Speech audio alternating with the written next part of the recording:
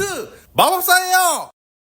대표님, 이 행정사의 업무 분야가 되게 다양하잖아요. 그 많은 업무들 중에서 요즘엔 좀 어떤 업무를 많이 하고 계세요? 가맹본부 설립은 많이 들어오고요. 그리고 인허가 많이 들어오는데 요즘에 제일 많이 들어오고 있는 게 이제 5만 원짜리 행정사, 탄원서, 진정서, 내용증명, 이해관계 사실 확인서, 뭐 반성문, 녹취록 이런 게 좀 많이 들어오고 있습니다. 업무들을 하시다 보면 이게 범죄를 접하는 경우들도 많이 있으세요? 저희가 이제 반성문하고 탄원서를 많이 하다 보니까 범죄 관련된 사람들을 자주 접촉이 되죠. 근데 저는 이 사람들과 직접적인 대면을 하기 싫어서 비대면으로 만든 게 이제 하이셀프 5만 원짜리 행정사입니다. 요즘에 좀 어떤 범죄가 많이 일어나고 있는 것 같으세요? 요즘에 사회가 힘들어서 음주운전이 좀 많이 있을 줄 알았어요. 근데 음주운전보다 마약, 도박, 성희롱 이런 쪽이 좀 많이 들어오고 있습니다. 그리고 저도 모르는 막 법이 있어요. 뭐 도박 개설죄라든지 도박 방조죄, 도박 개설 방조죄 이런 게 많이 있다 보니까 저도 이제 요즘에 법무사 공부를 하고 있잖아요.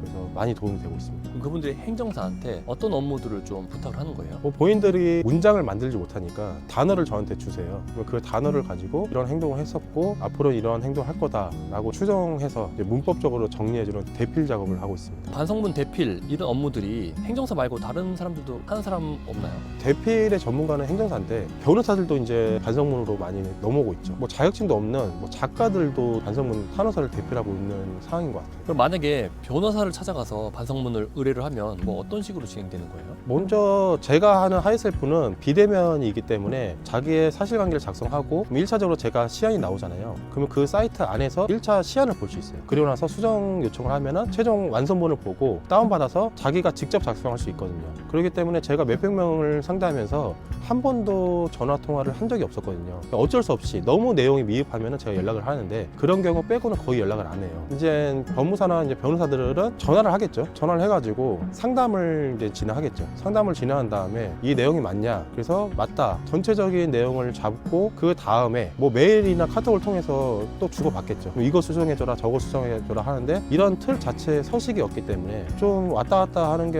너무 많지 않을까 이런 생각을 하고 있습니다. 대표님한테 이런 반성문 같은 거 맡길 때랑 변호사한테 이런 걸 맡길 때랑 각각 뭐 어떤 차이점이 있나요? 변호사들은 이제 소장이나 준비 서면을 많이 작성했기 때문에 그리고 법률 쪽을 전문적으로 공부했던 사람이기 때문에 그 용어 자체가 달라요. 판사님이나 검찰들이 봤을 때 이게 변호사 선인지 일반인 선인지 다 알 수 있거든요. 그렇기 때문에 변호사한테 맡긴다고 하더라도 너무 잘 쓰면 다 티 나거든요. 변호사 썼구나. 저는 그게 조금 문제라고 생각하고 있습니다. 너무 잘 쓰니까. 그럴 바에는 AI한테 맡기는 게 더 낫다고 생각하거든요. 어떻게 보면은 중졸에다가 노가다라고 했는데 반성문은 박사급처럼 써놔요. 그러면 이게 티가 나지 않을까요? 그럼 변호사 말고 다른 일반인들도 반성문을 써주신다고 하셨는데 네. 그럼 이분들은 뭐 대체 뭐 하는 사람들이에요? 저도 잘 모르겠어요. 뭐 작가라고 하는데 제가 볼 때는 뭐 법률 드라마 작가 정도 수준이 아닐까 이렇게 생각하고 있습니다. 그럼 반성문에 있어서 중요한 점은 뭐예요? 그 사람의 실질적으로 생각하고 있는 생각도 중요하지만 그 사람의 환경도 중요하거든요. 그래서 변호사가 이제 작성해주면 너무 법률적으로 잘 쓰니까 대부분 범죄를 일으키는 분들은 뭐 고등학교 졸업이나 중졸 이런 사람도 되게 많아요. 근데 법률 용어를 써가면서 그 사람이 5장을 쓴다? 이거 힘들거든요. 근데 그게 티가 안 날까라는 생각 들고 그리고 또 일반인들 뭐 작가라고 해서 뭐 반성문 탄원서를 써주는데 이 사람들 내용을 보면은 뭐 사연을 들어서 그 사연대로 작성해준다는데 이게 사연이 아니거든요. 사건이거든요. 사건이고 그 사실관계를 파악을 해야 되는 거지 사연을 작성한다면 호소문이고 호소문 절대 반성문이 될 수가 없어요.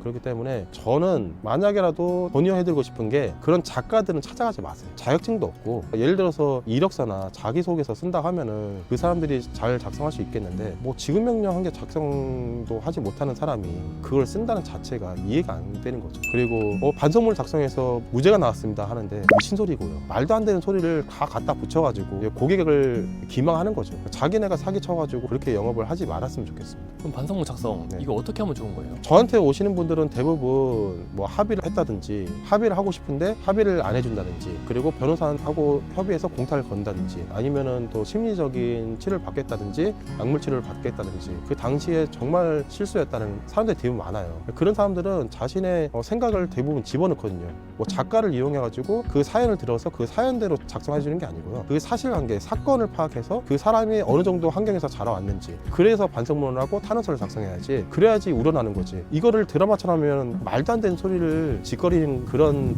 업체는 좀 사라졌으면 좋겠는데 요즘에 반성문과 탄원서가 너무 잘 되니까 이제 듣보잡 같은 애들 나와가지고 우리 작가님이 작성합니다 하는데 꼴값 같은 소리고 이제 행정사나 변호사가 아닌 데는 이용하지 마시고, 변호사들 중에서도 조심해야 되는 게 5만 원이다 10만 원이다 해서 상담을 받으러 갔어요. 근데 상담은 다 끝나고 나서 1,000만 원짜리 수익 계약을 하는 거예요. 고객들은 5만 원이다 10만 원이다 하는 반성문 탄원서를 작성하러 간 건데 또 거기에 영업에 넘어가가지고 착수를 하시는 거예요. 거기서 그냥 넘어가서 결제를 하고 집에 와서 정신 차려보니까 이 계약이 잘못됐다, 해지하고 싶다 하는데 해지가 안 된다고 하는 사례가 은근 저한테도 많이 들어오고 있어요. 그래서 제가 봤을 때는 이제 변호사들도 먹고 살기 힘드니까 한 7, 80%는 그러지 않을까. 고객님들께서는 변호사들한테 맡길 때도 이 건으로 끝나는 건지 더 추가적인 영업이 있는지 그것도 확실하게 좀 알고 가셨으면 좋겠습니다. 요즘 경제가 힘들잖아요. 근데 앞으로 더 힘들어질 거예요. 2025년은 바닥을 찍지 않을까라는 생각이 들어요. 그러면 반성문이나 탄원서 같은 여러 가지의 서면이 많이 필요해서 그걸 작성해줄 사람이 필요한데 그냥 마케팅에 넘어가지 마시고, 저도 마케팅 하는데 그래도 진실적인 마케팅, 자격증 있는 마케팅, 그리고 저 같은 경우는 자랑을 하지만